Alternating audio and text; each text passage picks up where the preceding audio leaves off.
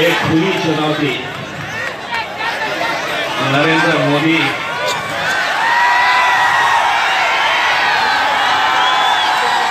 औरंगाबाद से तू भी इलेक्शन लड़के दिखा दे तो अल्हम्दुलिल्लाह औरंगाबाद वाले दिखा दे।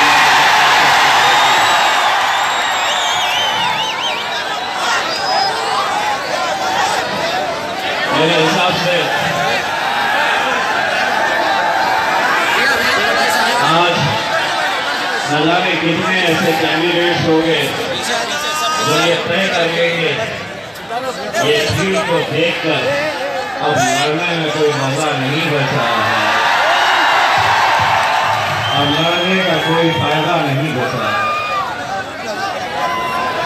मेरे भाइयों, मैं आप लोगों से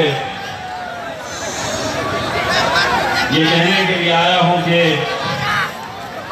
लोग कहते हैं कि हैदराबाद के बाद अगर मजलिस की ताकत कहीं देखनी हो तो वो मेरे शहर औरंगाबाद में आकर देखो। ये वो दीवाने हैं जिन्होंने 2014 में अपने भाई इम्तियाज जलील को आमदार बनाया है। यही वो लोग हैं, यही वो लोग हैं जो 2019 में अरे नथु अरे 2019 में लोग कहते हैं कि औरंगाबाद में मुकाबला 4 लोगों के बीच में है।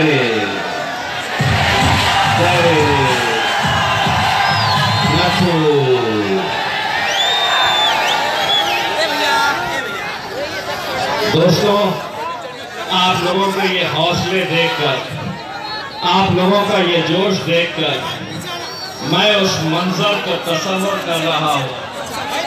इतने सालों तक हमारा सबका शेर असदुद्दीन अवैसी पार्लियामेंट में अकेले लड़ता था।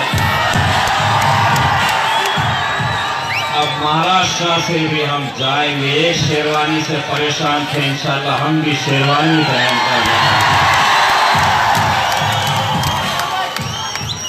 और वो मंजर मैं तसव्वुर कर रहा हूं कि असद अवैसी साहब के साथ हम पार्लियामेंट जा रहे हैं, सामने से नरेंद्र मोदी,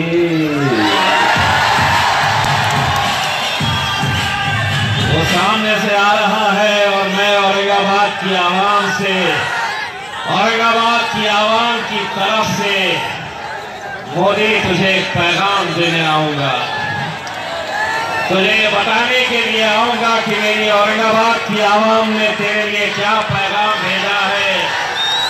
मोदी, मोदी, मोदी, तू तो गयो, तू तो गयो। दोस्तों,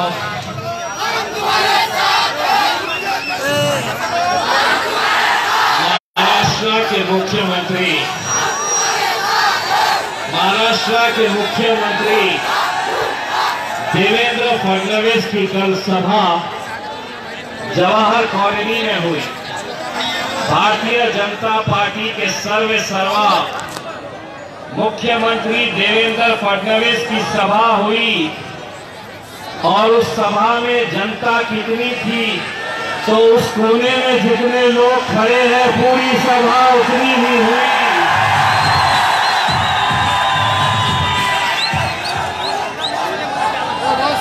बहुत सारे लोगों को तकलीफ है। मुझसे कहते थे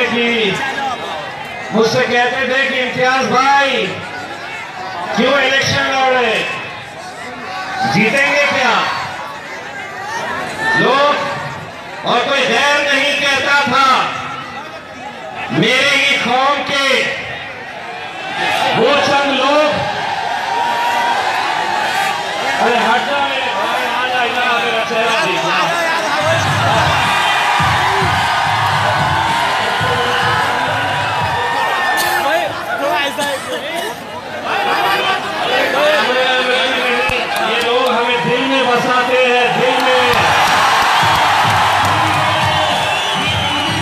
कुछ अखबार वाले हमारी तस्वीर नहीं छापते,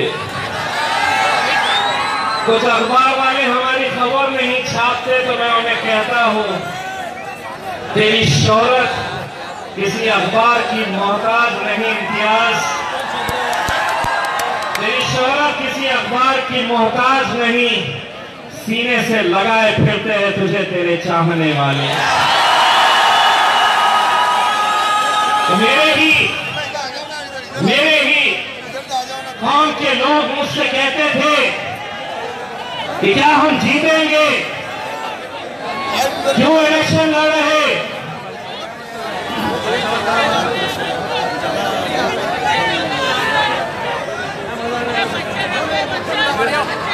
भाई थोड़ा बच्चों का ख्याल कर लीजिएगा, थोड़ा बच्चों का ख्याल कर लीजिएगा।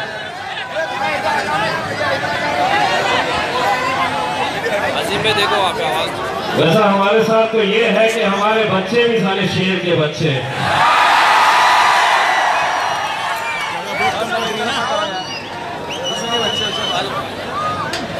तो मुझे मेरे गांव के लोग आने लगे और पूछने लगे कि इम्तियाज भाई क्यों लड़ रहे हैं? आप अगर लड़ेंगे तो सेना जीत जाएगी, आप अगर लड़े तो भाजपा को फायदा होगा। बल्कि यहां तक कहने लगे कि अब इम्तियाज जलील अगर खड़ा है तो भारतीय जनता पार्टी और सेना को तो प्रचार करने की भी जरूरत नहीं है। मैंने उनसे कहा ये वही लोग हैं जो 2014 में जब हम इलेक्शन में खड़े थे तो मुझसे कहते थे कि तुम कितनी भी कोशिश कर लो, तुम जितनी भी ताकत लगा सकते हो लगा लो, असद साहब को बुला लो, डोर टू डोर कैंपेनिंग करवा लो, घर घर वोट मांगने के लिए चले जाओ, 8-10 हजार से ज्यादा वोट नहीं मिलेंगे। हम उन्हें उस बार भी कहे थे कि हम सिर्फ मेहनत करते हैं, हम सिर्फ मेहनत करते हैं, जीत और हार का फैसला जिस उम्मत पे हमें यकीन है, जीत और हार का फैसला हम अपने रब पर छोड़ते हैं। 2014 में कहा था कि नहीं 8-10 हजार वोट मिलेंगे, क्यों लड़ रहे? उन्हें मालूम नहीं था कि वो जिस ताकत की बात कर रहे थे वो कोई और ताकत उनके लिए होगी। वो कहते थे कि बड़ी बड़ी ताकतें लग जाएंगी तुम्हें हराने के लिए, पैसों का इस्तेमाल होगा, हर हथकंडा अपनाया जाएगा, सारी ताकतें झोंक दी जाएगी तुम्हें हराने के लिए। और मैं उन्हें मुस्कुरा कर देखता था और कहता था जिस ताकत की तुम बात कर रहे हो मुझे पता नहीं। और आज भी मुझे याद है कि 2014 में इलेक्शन से एक रात पहले मेरे यही गयूर नौजवान मुसलमानों ने मस्जिदों में जमात के साथ तहज्जुद की नमाज अदा की थी।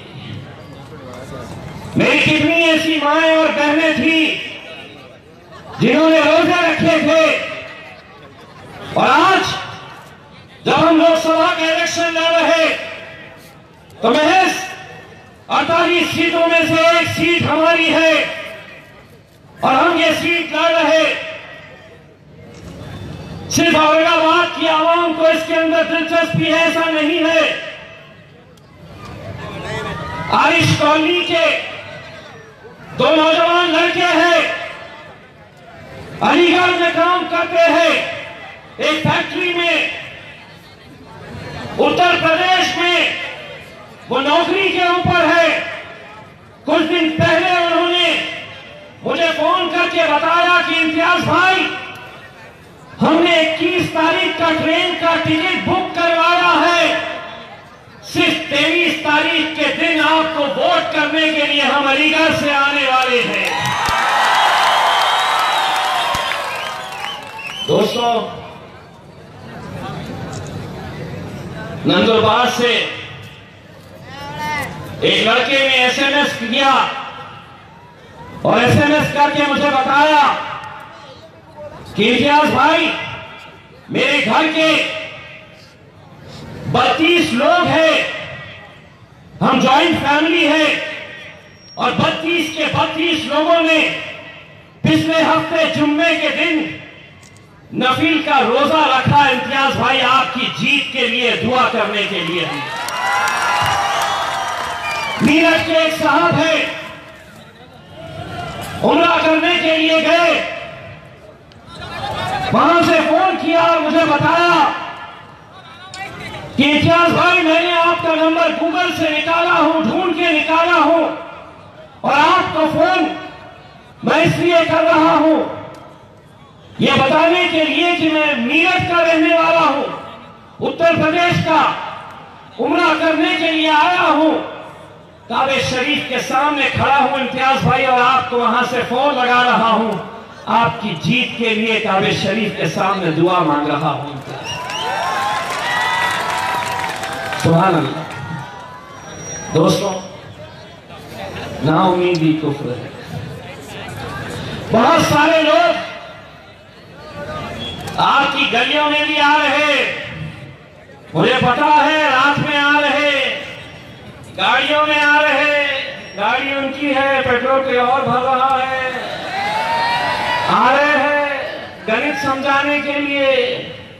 इतने मुसलमान है, इतने दलित है, इतने मराठा है, इन्हें उसको देता क्या, उन्हें उसकी मिलेंगे क्या, जीतते क्या, नहीं जीतते। कई को देने का, कांग्रेस को देने का, कांग्रेस इनकी अम्मा की है ना, कांग्रेस को दे दो, दिए ना, 70 साल तक दिए ना। गणित समझा रहे, लोगों के बीच में बैठ रहे, जाके नहीं आता, नहीं जीतता। एक ने तो बोला मजलिस खत्म हो गई, लोगों खत्म हो गई। अगर ये खत्म हुई मजलिस है तो पप्पा जब आएंगे तो क्या हाल रहेगा। ये तो हम मजलिस के इतने से सिपाही है तो अल्हम्दुलिल्लाह, तो गणित समझा रहे हैं। अगर ये लोग दोबारा अगर आए तो उनको एक जवाब जरूर देना कि 70 सालों तक मैंने वोट दिया, कभी कांग्रेस को दिया, कभी राष्ट्रवादी को दिया, कभी समाजवादी को दिया। मैंने वोट दिया इस उम्मीद के ऊपर कि तुम ताकत लगाकर सेना भाजपा को खत्म करेंगे। अब उनसे ये कहना, अगर वो गणित समझाने लगे, अगर बहुत ज्यादा गणित समझाने लगे, तो उन्हें एक बात कहना कि 70 सालों तक मैंने तुम्हें दिया, लेकिन इस बार मेरा भाई खड़ा है इम्तियाज जलील, मेरा वोट उसी को जाने वाला है।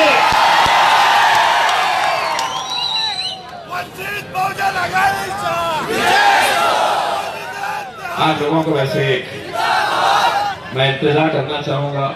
हाजी इसाक साहब, ये सरों का समंदर देखकर कल आप लोग मोंडे में जाइए, हरे रंग के थैले खरीद कर लाइए, बाजारों में मिलेंगे, नहीं है बाद में बोलना नहीं है। पटाखे जमा करिए, क्योंकि ये पटाखों की गूंज मोदी तेरे कानों तक सुनाई देगी, तेरे कानों तक सुनाई देगी। कहता था अच्छे दिन आने वाले। 5 साल तक मैं भी इंतजार करते रहा कि अच्छे दिन आने वाले, कब आने वाले। जब भी SMS आता तो मेरी बीवी खुश हो जाती कि 15 लाख रुपया आए होंगे, बैंक से मैसेज आया होगा कि आ गए 15 लाख रुपया। मुझसे जब कहती कि थोड़े पैसे दो ना शॉपिंग करने के, मैंने बोला भाई रुको ना, 15 लाख आने वाले हैं। तो जब ये नारा दिया था 2014 में कि अच्छे दिन आने वाले हैं, हम इंतजार करते रह गए। लेकिन दोस्तों, महज 6 दिन बचे हुए हैं प्रचार के। अगर 6 दिन अगर आप शिद्दत के साथ मेहनत करें, पिछले ना जाने कितने दिनों से मैं ये जितने भी लोग यहां पर मस्जिद के जिम्मेदारान हैं, 24 घंटों में से 20 घंटे हम जागकर मेहनत कर रहे हैं, हम कोशिश कर रहे हैं। हमारी कोशिश यही है कि हम लोग किसी भी तरह से 23 तारीख के दिन ज्यादा से ज्यादा भारी अक्सरियत में निकल कर आए। और यकीन मानो, अगर ये 6 दिन आप लोगों ने मेहनत कर लिए तो हम आपको ये जरूर कहना चाहते हैं कि आने वाले 5 साल औरंगाबाद के अच्छे दिन आने वाले हैं, यकीनन आने वाले हैं।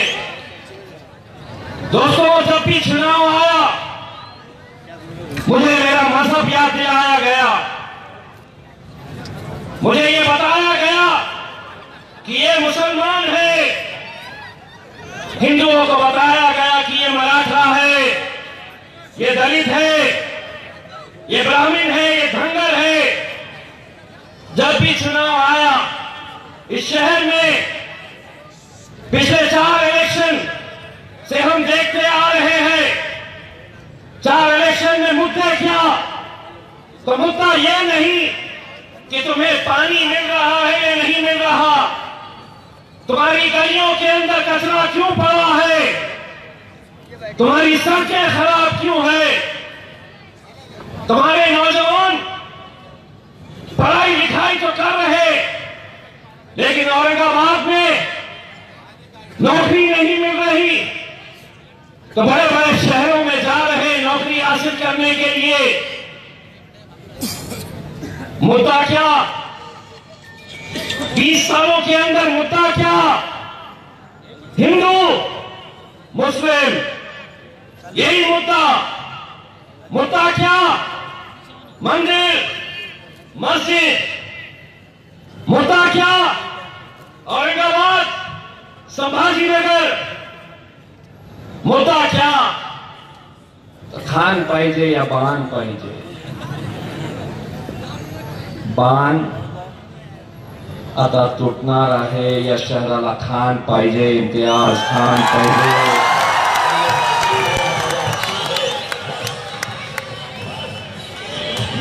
रोजगाराची खांब।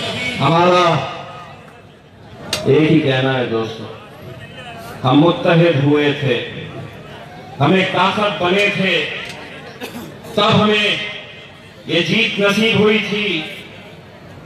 अगर आज हम मुत्तहिद रहेंगे, मुझे ये बताते हुए खुशी हो रही, कोई लोकसभा का इलेक्शन महज एक मजहब के, एक जाति के, एक धर्म के वोटों के ऊपर जीता नहीं जा सकता है, लेकिन आज जितने मुसलमान एक ताकत के साथ मजलिस के पीछे खड़े हैं, उतनी ही ताकत के साथ पूरा दलित समाज वंचित बहुजन आघाड़ी के नाम के ऊपर हमारे साथ कांधे से कांधा लगाकर खड़ा है।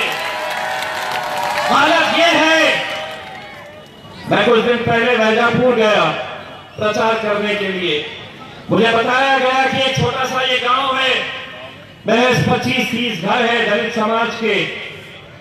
मैं वहां पर गया, एक महिला आ रही थी सामने से, दलित समाज की थी। मैंने उससे पूछा, ताई मात को नाला देना, तो उसने मेरी तरफ देखी और कही कि ते वंचित बहुजन आघाडीचे जंगली भाई आहे ना, त्यांना देणार आहे। जिस महिला को मेरा नाम नहीं पता, जिस महिला को मेरा चेहरा नहीं पता, लेकिन सिर्फ बाबा साहब अंबेडकर ने अपने समाज को आदेश दिया कि ये कैंडिडेट को तुम्हें जिताना है, और वो पूरी ताकतें जुट गई। लेकिन हमारे पास आते क्या, देते क्या, देंगे क्या? अरे ये वो लोग हैं जो जिंदगी में कुछ कर नहीं पाए हैं, हमने हिम्मत की थी तो आमदार बन पाए हैं।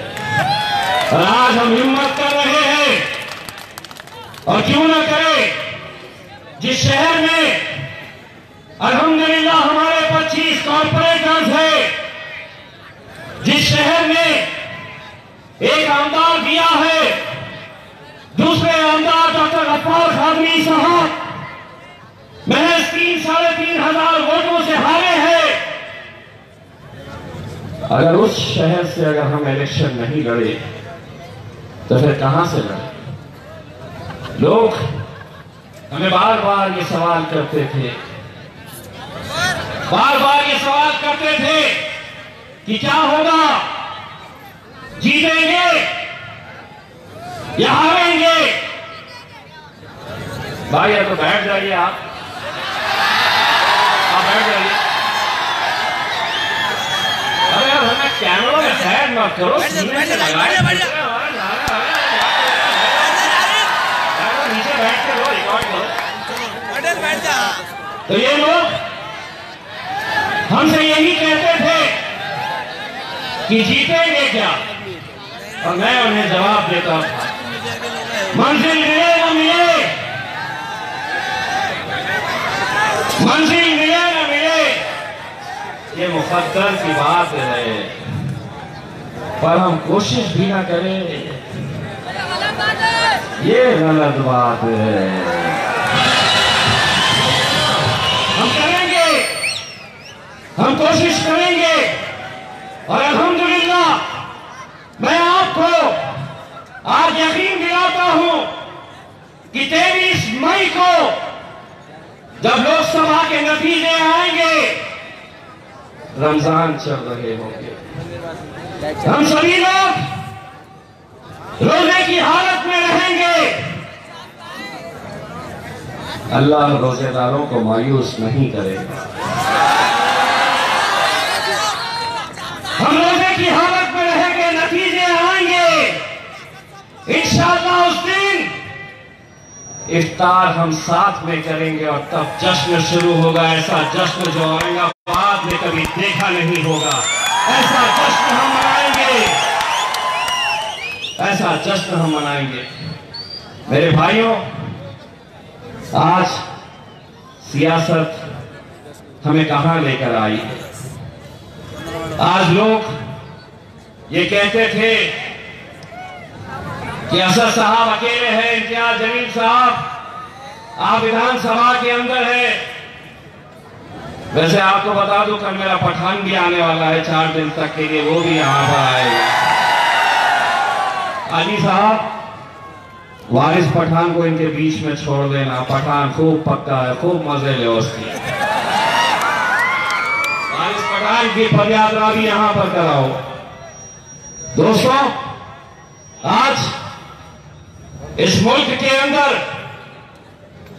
ये हमें गौर करने की जरूरत है कि 2019 में अगर खुदा न करे, अल्लाह न चाहे, कि अगर नरेंद्र मोदी दोबारा अपनी सरकार बनाता है, तो उस वक्त उनके हौसले इतने बुलंद होंगे कि ये जो ट्रिपल तलाक का जो मुद्दा था, वो सिर्फ हमें छेड़ कर देखना चाहते थे कि क्या ये कौम सब कुछ सह लेती है या सड़क पर आती है।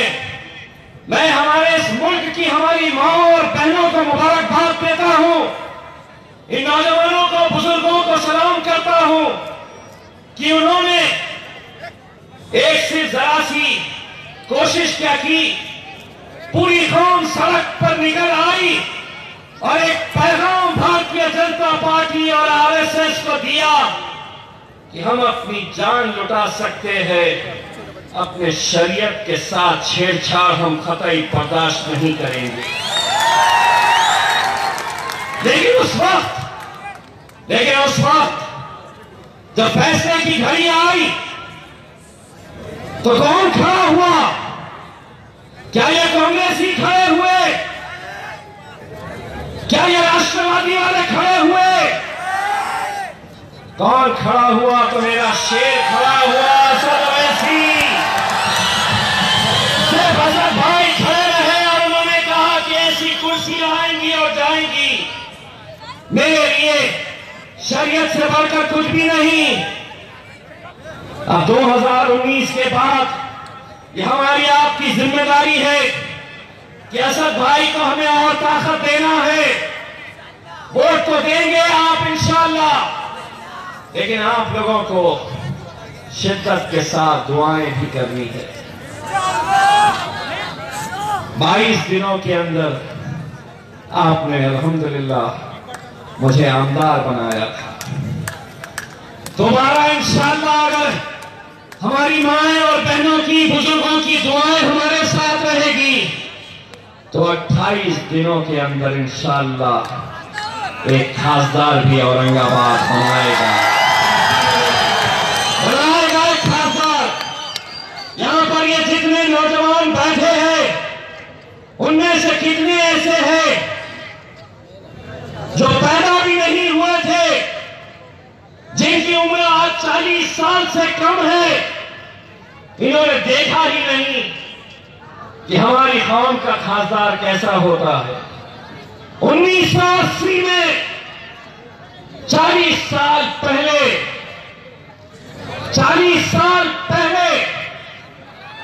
इस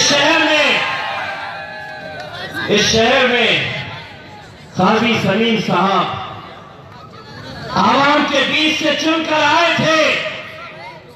इन 40 सालों के अंदर क्या हो गया कि ना तो हमारे आमदार बन रहे ना खासदार बन रहे। मैं हमेशा एक बात कहता हूं, 2014 में कहा था, 2019 में दोबारा दोहरा रहा हूं। मुसलमानों की क़यादत अगर खत्म की गई है, मुसलमानों की क़यादत अगर खत्म हुई है तो गैरों ने इसे खत्म नहीं किया है।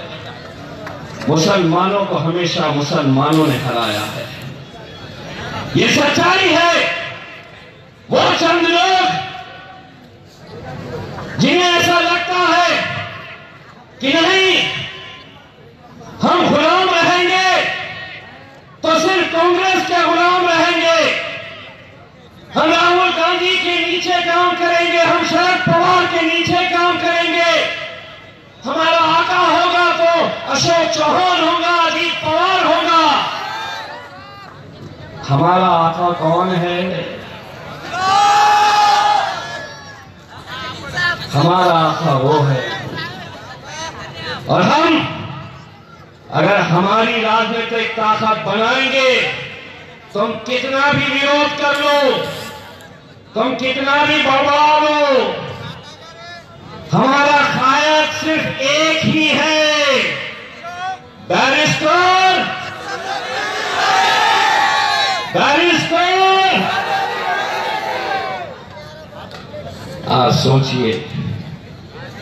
आप सोचिए कि जो सफर हैदराबाद से शुरू हुआ था, सलीम बेग साहब जैसे न जाने ऐसे कितने मजलिस के सिपाही हैं जिन्होंने बरसों तक मेहनत की। असद साहब, अकबर साहब जो दिन और रात मेहनत कर रहे, आज उसी का नतीजा है, आप लोगों की मेहनत है कि इस बार असद साहब के साथ बिहार से अगर अख्तर उल ईमान साहब जाएंगे तो इंशाअल्लाह औरंगाबाद से इम्तियाज जलील भी जरूर जाएगा, जरूर जाएगा। बस आप लोगों को एक इंतजाम मैं करना चाहता हूं, अगले 6 दिनों तक के लिए